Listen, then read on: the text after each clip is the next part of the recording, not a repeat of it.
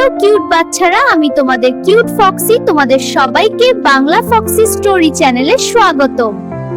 আজ আমি তোমাদের নিয়ে চলেছি রমজানের মজার এবং সুন্দর গল্পে। চলো শুরু করি। রমজানের সকালে সেহরি খাওয়া খুব গুরুত্বপূর্ণ। দেখো, আমি পানি আর খেজুর নিয়ে প্রস্তুত হয়েছি।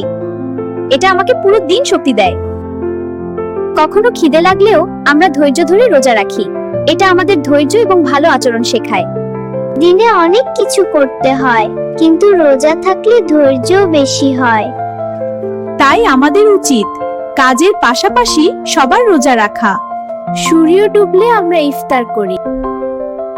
ইফতারে ছোট ছোট খাবার, পানি এবং ফল খুব উপকারী। রমজান শুধু রোজা রাখার সময় না, এটা ভালো কাজ শেখার সময়ও। চলো আমরা আগে নামাজ পড়ে আসি, তারপর মা বাবাকে সাহায্য করব। হ্যাঁ চলো। তো বন্ধুরা, আজকের গল্পে ফক্সি রমজানের মজা দেখলো। তুমি কি আজও রোজা রেখেছো? কমেন্টে আমাকে জানিও। আবার দেখা হবে নতুন গল্পে।